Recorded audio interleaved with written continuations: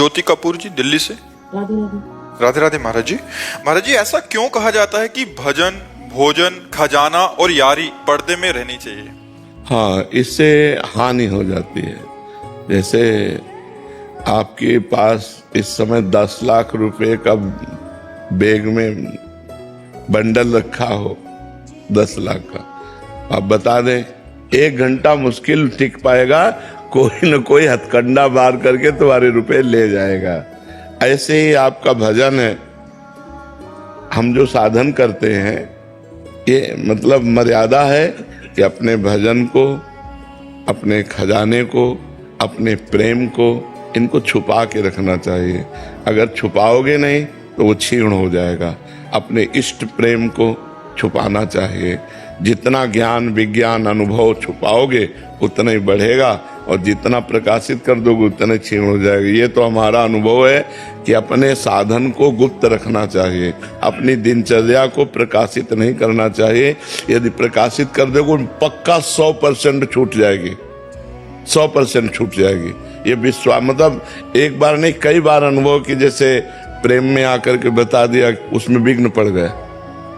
मतलब ये बिल्कुल विश्वास करो, आप अपना जो भजन करते हैं कभी कोई जान न पावे, आपकी पवित्र दिनचर्या न जान पावे, तभी बात बनेगी। जैसे आप अपने धन को छुपाते हैं, ऐसे भजन को छुपाना चाहिए, प्रेम को छुपाना चाहिए। किसका प्रश्न है, तो समझ पा रहे हैं आप जी। श्री हरिवंश महाराज जी, आपके चरणों में कोटि कोटि प्रणाम। महाराज जी, आपकी कृपा से आपके बताए हुए मार्ग पर चलने की कोशिश कर रहा हूँ, लेकिन महाराज जी कोई भी संकल्प 15 से 20 दिन से ज्यादा उसका पालन नहीं कर पाता। उसका कारण है ब्रह्मचर्य की हीनता। आगे वही लिखा कि मतलब बार बार गिरा देती है ये काम वासना। तो महाराज जी जीवन मतलब मेन पॉइंट जो है वो ब्रह्मचर्य खंडन है। अगर थोड़ा ब्रह्मचर्य पर ध्यान दे दीजिए तो दिनचर्या ठीक हो जाएगी। ब्रह्मचर्यहीन पुरुष की कभी एक दिनचर्या नहीं चल सकती, ये पक्का नियम है। और ब्रह्मचारी की दिनचर्या में कभी फर्क नहीं पड़ सकता। इसलिए कोशिश करो नाम जप करते हुए, पवित्र आहार, अल्पाहार लेते हुए, कुसंग का त्याग करते हुए, मोबाइल से या व्यक्ति से कुसंग न होने पावे, शास्त्र विरुद्ध संग न होने पावे, और अपने हाथ से कोई ऐसे आचरण न करे, तो फिर ब्रह्मचर्य का पोषण जरूरी है। परमार्थ में चलने के लिए ब्रह्मचर्य अति आवश्यक है। यदि चाहे वो गृहस्थ ही क्यों ना हो, तो गृहस्थ का मतलब थोड़ी कि रोज में विचार करो, नहीं, एक उसमें भी मर्यादा है। शास्त्र में वर्णन है कि मासिक धर्म के होने के 1 सप्ताह बाद पवित्र होने पर संतानोत्पत्ति के लिए गृहस्थ धर्म में लिखा हुआ है 1 महीने में एक बार संतानोत्पत्ति के लिए मासिक धर्म के 1 सप्ताह बाद बकाया ब्रह्मचर्य रहे। तो गृहस्थ में भी ब्रह्मचर्य की आवश्यकता है।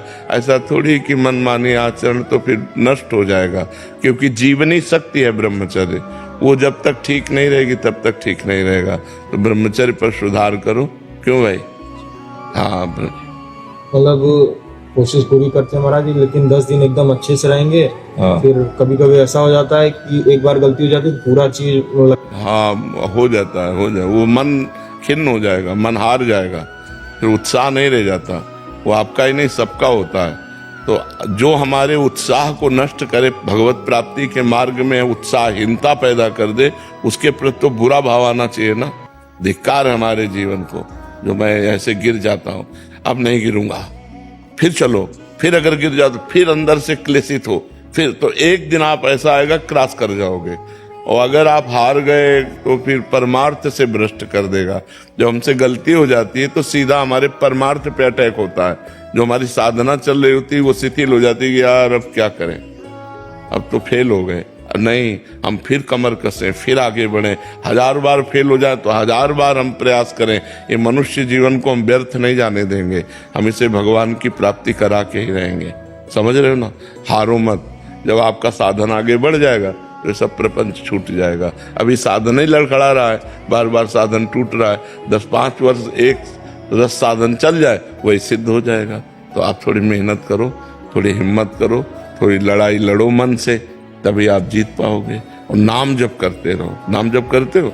हाँ, नाम जप करते रहो और लड़ाई लड़ते रहो। ये लड़ाई है बहुत बड़ी लड़ाई, पूरे विश्व को चौपट किए यही मन, पूरे विश्व को चौपट किए। मनमानी आचरण भोग बस इसी में लगाए हुए, परमार्थ ऐसे चढ़ाई और पतन ऐसे है। तो चाहे जैसे जल को छोड़ो तो नीचे की तरफ सद से चला जाएगा, लेकिन ऊपर की तरफ चढ़ाना है तो यंत्र की जरूरत पड़ेगी। ऐसे ही मन को छोड़ो भोगों में चला जाएगा, लेकिन ऊपर चढ़ाना है तो नाम और मंत्र की जरूरत पड़ेगी। जितना नाम और मंत्र जप करोगे उतना ही मन ऊर्ध्वगामी होगा, और जितना आप छोड़ दोगे उतना ही अधोगामी हो जाएगा। इसलिए खूब नाम मंत्र जप करो, और शास्त्र के अनुसार जो निषेध है उसका संग मत करो।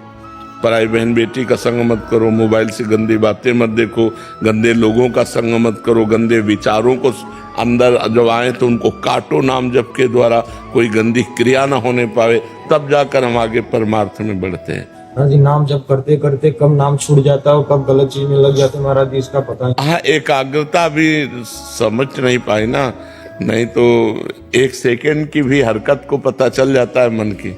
जब आप एकाग्र होंगे ना, अंतर्मुख होंगे, तो 1 सेकेंड के अर्गा मन गया। अभी प्रमाद स्थिति है, इसलिए अभी मलिनता है, इसलिए पकड़ नहीं पाते हो, और नाम बढ़ाओ।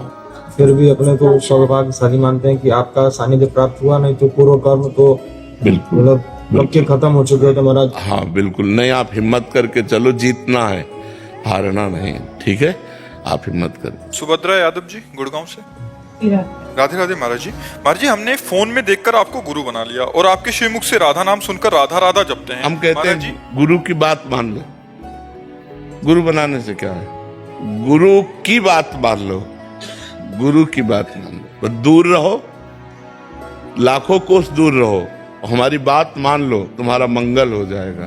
बात मानने से है। हम कहते हैं राधा राधा जपो, गलत आचरण मत करो, वो गुरु है। वो जो बात है वही गुरु है, उसी को मान लो, उसी को आचरण में उतार लो, उसी से मंगल हो जाए। आजकल आप तो बड़े भाव से आजकल ज्यादातर यही हो रहा है कि जैसे अन्य रिश्ते ऐसे गुरु का रिश्ता बना लिया गया, कुछ सेव संतरा फल फूल, ऐसे तो सोचते हैं कल्याण नहीं होने वाला। रिश्ता बनाने से कल्याण नहीं होता, कल्याण होता है आज्ञा पालन करने से। आज्ञा समन सुसाहिब सेवा। ये सेव संतरा, रुपया पैसा, भोजन, कपड़ा लत्ता, ये कल्याण नहीं करेगा। कल्याण करेगा उनकी बात मान लिया और वैसे ही चल दिया। कभी उनसे मिलो चाहे ना मिलो, आपका कल्याण हो जाएगा। संतों की बात में दम होती है, क्योंकि वो अनुभव किए हुए बात बोलते हैं ना, उनकी बात मान लो, इसी से कल्याण हो जाएगा। गुरु बनाओ चाहे ना बनाओ, गुरु बनाना इससे कोई महत्व नहीं है। महत्व है उनकी आज्ञा का पालन करना। आप दूर रह रहे हो, अरे यार ये तो साक्षात भगवान है, आपकी भावना बने ये तो साक्षात भगवान है, इनकी बात मान ले। बात मान लिए, आपका कल्याण शुरू हो गया। तो बात मानने से कल्याण होगा, ना कि गुरु बनाने से, ना कि संबंध बनाने से, ना कि नजदीक रहने से। बात बनती है उनकी आज्ञा का पालन करने से। द्रोणाचार्य जी ने एकलव्य को हटा दिया कि हम तुम्हें शिष्य नहीं मानते, क्योंकि हम राज क्षत्रिय पुत्रों के कुलगुरु हैं, और उसने मन से गुरु बना लिया। और जाकर के द्रोणाचार्य जी की जैसी छवि थी वैसी मिट्टी से बनाई, और रोज प्रणाम करके और प्रत्यंचा चढ़ाता, द्रोणाचार्य जी का स्मरण करता। इतना बड़ा धनुर्धर हो गया कि एक दिन अर्जुन जंगल में जा रहे थे तो एक कुत्ता भौंका। उसके भूंकने मात्र में उसके मुंह को बाणों से भर दिया और कहीं घाव नहीं हुआ। अर्जुन कुत्ते के नजदीक गए, देखा बाणों से मुंह भरा हुआ और कहीं घाव नहीं। बोले गजब का हस्तलाघ हो। हम अपने को सर्वश्रेष्ठ विश्व का धनुर्धर समझते थे, लेकिन आज मैं हार गया। मैं देख के हार गया, कौन है ऐसा धनुर्धर? देखा कि एकलव्य भीलकुल में उत्पन्न हुआ था। तो उसके नजदीक गए और कहा, वाह धनुर्धर, तुम्हारे जैसा धनुर्धर तो मेरा नाम अर्जुन है। मैं द्रोणाचार्य का शिष्य हूँ, द्रोणाचार्य से मुझे आशीर्वाद मिला है कि मैं विश्व का सबसे बड़ा धनुर्धर हूँ, लेकिन मैं घुटने टेकता हूँ तुम्हारे आगे। तुम किसके शिष्य हो? तो उनका द्रोणाचार्य के। तो उनका हमारे गुरु के शिष्य कैसे हो गए? तब कुटिया ले गए और दिखाया द्रोणाचार्य की छवि और पूरा ऐसा। तो उन्होंने द्रोणाचार्य जी से कहा, आपका आशीर्वाद गलत हो गया, हम सर्वश्रेष्ठ धनुर्धर नहीं है। मैंने स्वीकार किया, सर्वश्रेष्ठ धनुर्धर एकलव्य है। तब द्रोणाचार्य जी ने उसका अंगूठा गुरुदक्षिणा में लिया था अर्जुन को सर्वश्रेष्ठ धनुर्धर बने रहने के कारण। नहीं, उस वीर के सामने तो आप देखो, एक को नजदीक रहकर शिक्षा दी और एक ने गुरु मानकर आज्ञा का पालन किया, गुरु मान लिया। और उनकी जो धनुर्विद्या है, ये कोई भागवतिक विद्या तो है नहीं, लेकिन आप सोचो कैसे प्रत्यंचा चढ़ाना, कैसे बाण संधान करना, वो सब उसके दिमाग में आ गया। केवल गुरु द्रोणाचार्य को भगवान मानकर पूजा। तो हम गुरु को भाव में स्वीकार करें और उनकी आज्ञा का पालन करें। गुरु से बताने की जरूरत है नहीं कि मैं तुम्हें गुरु बनाता हूं, अपने आप आपका कल्याण हो जाएगा। आदर्श सिंह जी लखनऊ से। श्री हरिवंश महाराज जी, बिंदु जी महाराज जी का एक पद है, दास रघुनाथ का नंद सुत का सखा, कुछ इधर भी रहा कुछ उधर भी रहा। महाराज जी, मेरी भी स्थिति कुछ ऐसी ही है। महाराज जी, मैं सीताराम जी के चरणों के प्रति अनन्य होना चाहता हूँ। क्या इससे मेरी अनन्यता पर कोई फर्क पड़ेगा, जबकि हृदय में श्री जी और सियाराम में कोई भेद नहीं? तुलसीदास जी महाराज विनय पत्रिका भी लिखते हैं और श्री कृष्ण गीतावली भी लिखते हैं। श्याम और राम में कोई अंतर तो है नहीं, पर जब प्रीति की बात आती है तो मुरली मनोहर श्याम सुंदर से कहते हैं कि माना आप मेरे ही स्वामी हो, पर मैं साष्टांग दंडवत तभी करूंगा जब मुरली की जगह सारंग हो और प्रियाजू की जगह सियाजू हो। उनको बनना पड़ा। कत मुरली कत चंद्रिका कत गोपियन के साथ, अपने जन के कारण श्री श्याम भय रघुनाथ। उसी समय राम जी के रूप। तो प्रीति की अनन्यता और तत्व की अनन्यता में अंतर है। तत्व में वही है सब, लेकिन प्रेम में जिस रूप में हम प्यार करें उसी रूप में संपूर्ण प्यार करें। राम रूप में प्यार करें तो वही श्याम है, वही नरसिंह है, वही वामन है, वही तो अवतार लेते हैं। पर हम प्रीति राम जी के रूप में करें। श्याम जी से प्रीति करें तो श्याम जी से करें। एक जगह मन है या जो एक मन बहुत ठौर करी, कई कौने सच उपायो। ये एक मन बहुत जगह नहीं लग सकता, एक जगह ही लगाओ। तो मन को समेटो और राम रूप में लगाओ या श्याम रूप में लगाओ, वो एक ही है पर एक जगह लगाओ। इससे आनंद की अनुभूति होगी। सोहम गोयल जी मुंबई से। महाराज जी, मेरा सवाल है कि हमें भगवान दिखते क्यों नहीं महाराज जी? इन नेत्रों की क्षमता नहीं है। ये जो नेत्र बने हैं ये त्रिगुण माया से बने हैं। ये तीन ही देख सकते हैं, सतोगुण रजोगुण तमोगुण। और सतोगुण रजोगुण तमोगुण से बनी हुई वस्तुएं देख सकते हैं। देखो, अंदर की जो वृत्तियां हैं हम उन्हीं को नहीं देख पाते जब तक एकाग्र नहीं होते। मन को, बुद्धि को, चित्त को। अभी तो बच्चा है, लेकिन उसका प्रश्न बहुत बढ़िया है, इसलिए सबके लिए भगवान है पर दिखते क्यों नहीं, ये तो सबकी बात है ना। तो जब तक हमारे नेत्रों में प्रेम नेत्र नहीं आएंगे तब तक हम भगवान को नहीं देख सकते। जो हमारे हृदय में प्रेम नेत्र हैं वो जब खुलते हैं तो इन्हीं नेत्रों में उनका प्रकाश होता है। और इन्हीं नयनन सब सुख देखे, अपनों जन्म सुफल कर लेखे। इन्हीं नेत्रों से फिर वो देख पाते हैं, क्योंकि इन नेत्रों में प्रेम नेत्र प्रकाशित हो जाते हैं। जैसे विराट रूप देखने के लिए भगवान ने अर्जुन की दृष्टि में दिव्य दृष्टि दी तो विराट रूप देख पाए। श्री कृष्ण रूप तो बराबर देख रहे थे, लेकिन विराट रूप देखने के लिए भगवान ने दिव्य दृष्टि दी। ऐसे ही सर्वत्र भगवान विराजमान है, सबके हृदय में भगवान विराजमान है।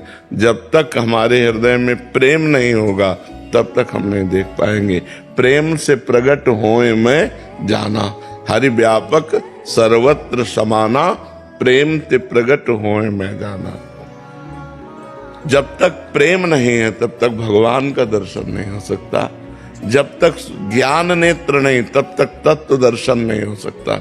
तो प्रेम का प्रादुर्भाव तब होता है जब खूब नाम जप करे। तो आप नाम जप करते हो और नाम जप करो, ठीक है? फिर भगवान जी आपसे आके हाथ मिला लेंगे, ऐसे आके, ठीक है? तैयार रहना, खूब नाम जप करो जी। चांदनी जी दिल्ली से। रात महाराज जी, हमारे पिछले कर्म हमारे वर्तमान और भविष्य को कैसे प्रभावित करते हैं? क्या पिछले अच्छे कर्म वर्तमान में कुछ हमें अच्छा दे के जाते हैं? हाँ, या वर्तमान में क्यों आओ अच्छा कर्म? वर्तमान का अच्छा कर्म तत्काल तो शांति देगा, लेकिन परिणाम आगे देगा। तत्काल फल नहीं मिलता है। नहीं तो अच्छे कर्म करने वाले दुखी देखे जाते हैं, बुरे कर्म करने वाले कहीं कहीं सुखी देखे जाते हैं। तो वर्तमान में वो बुरा कर रहा है तो उसका परिणाम भविष्य बुरा होगा। वर्तमान में भला कर रहा है तो उसका परिणाम भविष्य अच्छा होगा। वो हो सकता है अगले जन्म में मिले, लेकिन अभी वर्तमान में जो हमें भोगने को मिलेगा वो पूर्व कर्म का मिलेगा। हम बुरा करें या भला करें उसका कोई परिणाम अभी नहीं मिलेगा, अभी हमें पूर्व का मिलेगा। अब उसका परिणाम में मिलेगा। अच्छा करेंगे तो अभी हृदय में शीतलता होगी, बुरा करेंगे तो हृदय हमारा जलेगा, लेकिन कर्म का परिणाम आगे प्राप्त होगा। हमारा शरीर जब रचा गया तो दो कर्मों से रचा गया, पाप और पुण्य। तो पूरे जीवन भर उस रचना का भोग हमें भोगना पड़ेगा। जो विधना ने लिख दिया, छठी राव के अंक, लाई घटे न तिल बढ़े, रहुरे जीव निसंग। पूरे जीवन में सुख दुख का चक्र आता रहेगा। आपके आज के करने से उस पर कोई फर्क नहीं पड़ने वाला। हाँ, एक फर्क पड़ जाएगा भजन से। यदि आप भजन करोगे, भगवान का नाम जप करोगे, तो आपके अशुभ नष्ट हो जाएंगे, पाप नष्ट हो जाएंगे, प्रारब्ध को सहने की सामर्थ्य मिलेगी और आप आगे निकल जाएंगे। नहीं तो अगर भजन से वो कटता नहीं तो भगवत प्राप्ति और मोक्ष किसी का होता ही नहीं, क्योंकि अनेक जन्मों के कर्म तो हमें बार बार जन्म मरण में ले जाते। तो भजन से वो सब कट जाता है। एक साधन केवल है नाम जप, भजन। जितना भजन करोगे उतना बुरे प्रारब्ध को दबाएगा, अच्छे प्रारब्ध को उभारेगा और आपके दोनों को नष्ट करके भगवत प्राप्ति करा देगा। मुकेश जी दिल्ली से।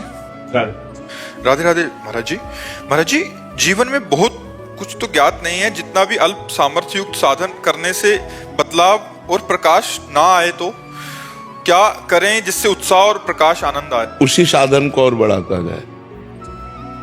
जो साधन पकड़े पर वो साधन शास्त्र सम्मत होना चाहिए, संतों द्वारा सेवित होना चाहिए, मनमानी नहीं होना चाहिए। नहीं तो उस पर विश्वास नहीं है। जैसे गुरु परंपरा युक्त सिद्ध मंत्र होना चाहिए, गुरु परंपरा युक्त साधना होनी चाहिए। तो वो जब हम साधना करें तो हमें कोई अनुभव ना हो तो भी हमें करते रहना चाहिए। जैसे हम कई दिन के भूखे हैं और हम एक कवल खाएं तो कुछ अनुभव नहीं होता, 2-4 कवल खाएं तो अनुभव नहीं होता। जब आधा पेट हो जाता है तब स्वाद आता है भोजन में। नहीं, आधा पेट तो भरना ही होता है जल्दी जल्दी। ऐसे ही हम अनंत जन्मों में दुष्कर्म हुए हैं, अनंत जन्मों में पाप हुए हैं। तो हमारा जो साधन है पहले उस पाप कर्म को नष्ट करेगा, तब आनंद आएगा। जब वो पाप कर्म नष्ट होगा और जहां आनंद आया, अब आनंद बढ़ता ही चला जाएगा, वो क्षीण नहीं होगा। ये हो सकता है 10 वर्ष साधना करने पर नष्ट हो सकता है 10 महीने में नष्ट हो जाए। अब आपकी साधन पद्धति कितनी जोर की है, उतने जोर का वो आक्रमण करेगा। आपके पूर्व पापों पर आक्रमण करके जब उसको विध्वंस कर देगा आपका भजन, तब आपके अंदर आनंद की अनुभूति होगी। नहीं तो 10वें वर्ष साधना करने पर हृदय जलता है, काम क्रोध आते रहते हैं, बड़ा विघ्न दिखाई देता है। वो सब कूड़ा करकट साफ कर रहा है। साधन कभी व्यर्थ नहीं जाता, क्योंकि अविनाशी का जो साधन है वो अविनाशी होता है। तो वो उसका विनाश करेगा ही करेगा। हमें धैर्य पूर्वक अपने साधन में लगे रहना चाहिए और साधन को बढ़ाते रहना चाहिए, पर साधन के विघ्नों से दूर रहे। साधन को छोड़े ना, साधन में आस्था कम न होने पावे और अन्य आचरण पाप के न बनने पावे। तो काफी समय में आपको अनुभव हो जाएगा कि हमारा साधन सफल हुआ। पर साधन छोड़े ना, चाहे सफलता लगे या ना लगे, वो काम कर रहा है। जैसे हम कई दिनों के भूखे थोड़ा भोजन पाए तो हमको ऐसा नहीं लगता कि भोजन जाके कुछ कर रहा है, लेकिन वो तृप्ति कर रहा है, वो भोजन तृप्ति कर रहा है। आप पाते रहिए, थोड़ी देर में आपको लगने लगेगा कि हमारी तृप्ति हो गई। ऐसे ही भजन आपका काम कर रहा है, लेकिन समय व्यतीत होने दीजिए और भजन बढ़े, तब वो आपको अनुभव में आएगा कि वो सब पापों का नाश करके हृदय को शीतल करके आपका परम मंगल कर रहा है। जी। तेरा सिंगला जी। महाराज जी, मैं जानना चाहती हूँ कि मैंने आपको हमेशा पीले वस्त्रों में ही देखा है महाराज जी, इसका क्या रहस्य है? हमारे प्रभु पीतांबर धारण करते हैं, श्री कृष्ण पीतांबर धारण, ऊपर पीतांबर धारण करते हैं ना। और हमारी प्रियाजू का भी रंग पीता अरुण अक्षयमानम तडिल लताभ, हम पीत और अरुणिमा लिए हुए कंचन वर्ण की हैं। तो उन्हीं के प्रिया और प्रीतम के हम उपासक हैं, और हमारे गुरु ने हमको पीला वस्त्र ही दिया। तो सब जितने हैं सब पीले ही धारण करते हैं। जिज्ञासा हुई कि भगवा पहनते हैं साधु संत लाल हाँ, वो सन्यासी होते हैं। हम वैष्णव हैं, और वैष्णव में प्रिया प्रीतम की उपासना है, तो प्रीतम का पीतांबर और प्रियाजू का रंग दोनों मिला करके पीत वर्ण, ऐसे हम नीचे मार्किन पहनते हैं, ऊपर बनियाइन और बस पीला, बस ये सबकी पोशाक होगी। राधा रानी जी को पीला रंग पसंद है क्या, जो महाराज जी पीला रंग पहनते हैं? हाँ, राधा रानी को पसंद, क्योंकि उनके प्रीतम पीतांबर धारण करते हैं। और राधा रानी का स्वयं का जो स्वरूप है, पीत और अरुणिमा मिले, पीता अरुण अक्षय अनंत तडिल लताभाम, अनंत बिजलियों की सी कांति प्यारी जू सुंदर है। तो अपने प्यारे जू और प्यारी जू की कांति के भाव से हम इसे धारण करते हैं। हरिशंकर यादव जी, राधे राधे महाराज जी। महाराज जी, मैं अपनी कार या ऑफिस में राधे राधे का भजन सुनता रहता हूँ, कार्य भी करता रहता हूँ, ये करने से उतना ही फल मिलेगा जितना मैं राधे राधे एकांत में जपता हूँ? और बिल्कुल बिल्कुल, क्योंकि श्रवणेंद्रिय में पड़ रहा तो हमारे दिमाग में तो जाहिर है ना कि राधा राधा हो रहा है, तो दिमाग तो चल ही रहा है ना। वहाँ जहाँ हमारे कान जाते हैं वहाँ हमारा दिमाग जाता है, हमारी इंद्रियों के साथ मन भी जाता है, बुद्धि भी जाता है, इसलिए मंगल है। श्रवण तो हो रहा है ना, श्रवणम कीर्तनम स्मरणम, श्रवण करना, कीर्तन करना, स्मरण करना, तीनों का बराबर फल है। स्मरण अंदर, श्रवण बाहर से हो रहा है, कीर्तन मुख से करते हैं, तो कीर्तन कर रहे हैं तो वही फल है, श्रवण कर रहे हैं तो वही फल है, स्मरण कर रहे हैं तो वही फल है।